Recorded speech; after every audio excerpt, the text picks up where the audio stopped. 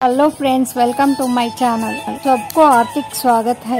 आ Vietnam series की మీరు ఇచ్చిన ఆదరణకు ధన్యవాదములు। థాంక్యూ।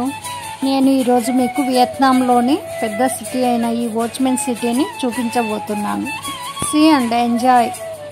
ఈ వాచ్మెన్ సిటీ సేగాన్ సిటీగా పిలువబడేది। వియత్నాం జాతిపిత వాచ్మెన్।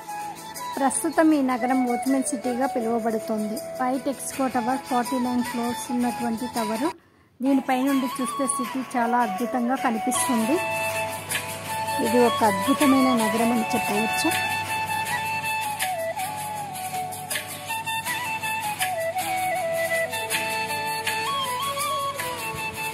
సేగాన్ రివర్ ఇక్కడ ప్రవహిస్తుంటుంది। ఇక్కడ ఉండే పెద్ద మాల్ ఇది సేగాన్ మాల్।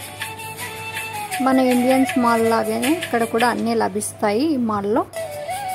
డెన్ మార్కెట్ చాలా పెద్దది, సిటీ మధ్యలో ఉంటుంది। ఈ మార్కెట్లో అన్నీ లభిస్తాయి।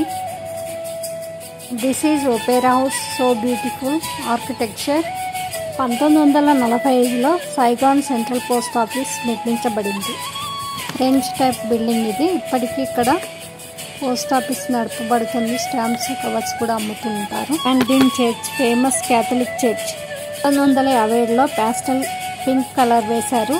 ఇప్పటికీ చెక్కు చెదరలేదు। ఇప్పుడు పింక్ చర్చ్గా పిలువబడుతుంది। ఇది వార్ మ్యూజియం, యుద్ధంలో ఉపయోగించినటువంటివి ఇవి। పెద్ద పెద్ద యుద్ధ విమానాలు చాలా ఉన్నాయి ఇక్కడ। యుద్ధములకు సంబంధించిన హృదయ విదారకమైన దృశ్యాలు ఈ మ్యూజియంలోని ఫోటోలలో కనిపిస్తున్నాయి। ఇవి సందర్శకులకు యుద్ధం వద్దు, శాంతి ముద్దు అని తెలియజేస్తున్నాయి। ప్రపంచ దేశాలన్నీ శాంతిని కోరుదాం, శాంతియుతంగా జీవిద్దాం। 1960లో ఇండిపెండెంట్ ప్యాలెస్ని నిర్మించారు।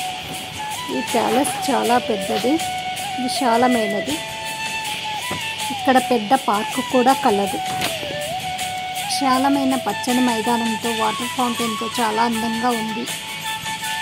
మేము ఇండిపెండెంట్ ప్యాలెస్ వద్ద ఫొటోస్ తీసుకున్నాము।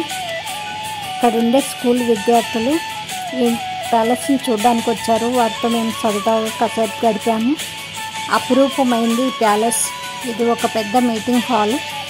వియత్నాం యుద్ధ సమయంలో ప్రెసిడెంట్ వర్క్ ప్లేస్గా ఉండేది ఇది। This palace is gorgeous iconic landmark in Ho Chi Minh city.